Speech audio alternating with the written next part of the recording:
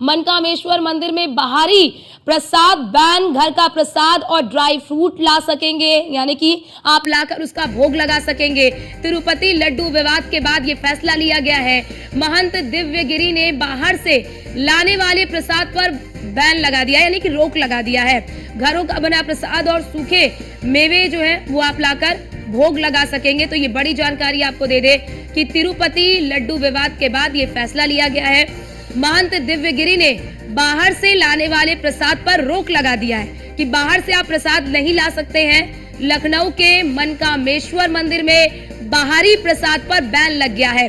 घर का प्रसाद और ड्राई फ्रूट का भोग लगा सकते हैं, लेकिन बाहर से बना प्रसाद जो है वो आप नहीं ला सकते हैं, क्योंकि तिरुपति लड्डू विवाद के बाद ये फैसला लिया गया है।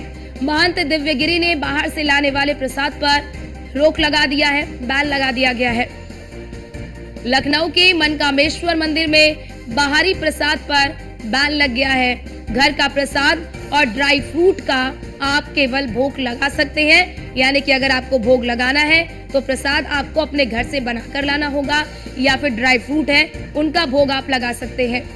महंत दिव्यगिरी ने बाहर से लाने वाले प्रसाद पर रोक लगा दिया है। अब बाहर से लाया हुआ प्रसाद, यानी कि अब बाहर से आप प्रसाद नहीं ला सकते हैं। लखनऊ के मनकामेश्वर मंदिर का ये पूरा मामला, क्योंकि आपने देखा होगा कि हाल ही में किस प्रकार से तिरुपति बालाजी मंदिर में जो लड्डू को लेकर विवाद हुआ कि लड्डू जिस घी में बनाया जाता है उसमें पशुओं के चर्बी का इस्तेमाल किया गया है। और हमारे साथ हमारे संवाददाता अश्विनी लगातार हमारे साथ फोन लाइन पर बने हुए हैं। अश्विनी, ये बड़ा फैसला लिया गया है, बाहरी प्रसाद पर बैन लगा दिया गया है, केवल मनकामेश्वर मंदिर या फिर अन्य मंदिरों में भी? मनकामेश्वर मंदिर बड़ा शिव मंदिर है। अमूमन जब सावन का महीना होता है, शिवरात्रि होती है, तो भारी संख्या में भक्त यहाँ पहुंचते हैं। इसका इतिहास भी पुराना है। लक्ष्मण जी से इसका इतिहास इस मंदिर का जुड़ा हुआ है। तो निश्चित तौर पर कहीं न कहीं अब एक आदेश जारी किया गया है जो महंत दिव्यगिरी वहाँ की हैं उनके द्वारा, जिसमें कहा गया है कि बाहर से प्रसाद लेकर के भक्त नहीं आ पाएंगे, चढ़ा नहीं पाएंगे, क्योंकि जो तिरुपति बालाजी में प्रसाद को लेकर के विवाद उत्पन्न हुआ उसका असर कहीं न कहीं प्रदेश के अन्य जगहों पर दिखाई दे रहा। फिलहाल जो मंदिर है वहाँ पर बाकायदा लेटर जारी किया गया है और कहा गया है कि मनकामेश्वर मंदिर में अब आप घर से प्रसाद बना के लाइए, आप घर को प्रसाद चढ़ाइए। हालांकि अमूमन शिव मंदिर जो है मनकामेश्वर मंदिर, वहाँ पर जो लोग होते हैं वो जलाभिषेक करते हैं, जलाभिषेक के माध्यम से पूजा अर्चना करते हैं, लेकिन सबके बावजूद अगर आपको प्रसाद लेकर आना है तो आप घर से लेकर आइए। इसका कहीं न कहीं जिक्र लेकर किया गया, तो निश्चित तौर पर कहीं न कहीं एक तो बड़ा कदम उठाया गया, लेकिन इन सबके बावजूद भी दूसरी समझनी होगी प्रसाद जो बिक रहा है उससे ज्यादा जो प्रोडक्ट आ रहे हैं, घी आ रहा है, इसकी जांच करने की जरूरत है। अगर क्योंकि कोई भी दुकानदार है, कोई भी सामान बेचने वाला व्यक्ति है, वो भरोसे पर सामान खरीदता है, न कि ये देखकर कि उसमें क्या मिला हुआ है। तो ऐसे में कहीं न कहीं जिम्मेदारी प्रशासन की बनती है, प्रदेश की जो बड़े अधिकारी उनकी बनती है, जो मिलावटी तेल बेच रहे हैं, जो मिलावटी घी बेच रहे हैं, उन पर कार्रवाई होनी चाहिए, ना कि छोटे से दुकानदार हैं जो अपनी रोजी रोटी चला रहे हैं प्रसाद बेचकर, उन पर अगर इस तरह कार्रवाई होगी तो निश्चित तौर पर कहीं न कहीं वो हताश जरूर होंगे, क्योंकि ये जिम्मेदारी प्रशासन की होती है कि जो विदेशी घी के नाम पर गलत चीजें बेच रहे हैं उन पर कार्रवाई करें और शुद्ध चीजें जो है जो दुकानदार हो या आम जनता उन तक पहुंच पाए। निश्चित तौर पर कहीं न कहीं फिलहाल की स्थिति यह है कि फिलहाल जो दिव्यगिरी उन्होंने निर्देश जारी किया है कि भारी प्रसाद नहीं होगा, वहां पर लेकर आया जाएगा और उसका हाथ से पालन कराया जाएगा। जी अश्विनी, बड़ा सवाल ये है, हालांकि ये माना जा सकता है कि इस लड्डू विवाद के बाद लोगों का विश्वास जरूर थोड़ा सा कम हुआ होगा, लेकिन क्या ये उचित कदम है कि आपने केवल बाहरी प्रसाद पर बैन लगा दिया? फिर उन दुकानदारों का क्या होगा जो मंदिर के बाहर प्रसाद बेचते हैं?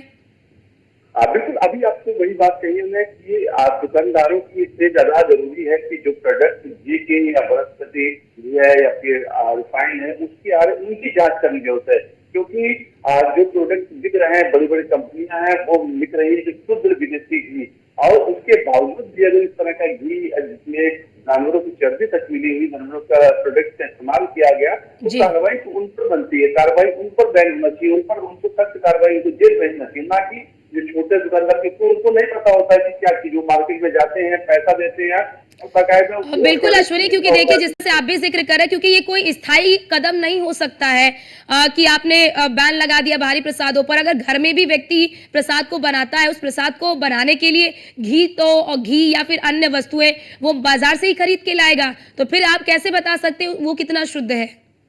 बिल्कुल बिल्कुल, यही चीज कहने का मतलब है कि जब घी बाहर से आएगा, वही घी एक दुकानदार ला रहा है, वही घी एक गृहस्थ व्यक्ति ला रहा है, तो उसमें अंतर कैसे हो पाएगा? पता कैसे चलेगा कि कौन सा घी शुद्ध है, कौन सा अशुद्ध है? क्योंकि मार्केट से, दुकानों से दोनों चीजें आती हैं, चाहे वो गृहस्थ आदमी जाता है, जो भक्त होता है वो भी लाता है, और दुकानदार भी जाता है। तो ऐसे में कहीं ना कहीं सख्ती जो प्रोडक्ट बेचने वाले हैं, जो प्रोडक्ट बनाने वाले, उन पर करनी चाहिए, ना कि आम जो भक्त हैं या फिर आम जो दुकानदार, उनका करने चाहिए। दुकानदार तो जाते हैं, पूरा पैसा देते हैं और भरोसा करके चीज लाते हैं कि भरोसे के माध्यम से कि ये चीज शुद्ध होगी, और वो आस्था कहीं ना कहीं जो दुकानदार मंदिरों, बिल्कुल अश्विनी, जो दुकानदार है जो मंदिरों के बाहर प्रसाद लगाते हैं, उनकी क्या प्रतिक्रिया रही इस फैसले के बाद? फिलहाल ये कल देर शाम आदेश जारी हुआ है, फिलहाल अभी कोई प्रतिक्रिया नहीं आई है। प्रतिक्रिया आती है तो देखा जाएगा क्या कुछ कहते हैं। हालांकि हमको सिंपल सी बात है, साधारण सी बात समझना होगा कि दुकानदार हैं, उनकी रोजी रोटी चलेगी तो उनको दुख जरूर होगा, लेकिन इस पर प्रशासन कदम क्या उठाता है, इसके थोड़ा सा इंतजार जरूर करना पड़ेगा। जी ठीक है, बहुत शुक्रिया आपका हमारे साथ जुड़ने के लिए और महत्वपूर्ण जानकारी साझा करने के लिए।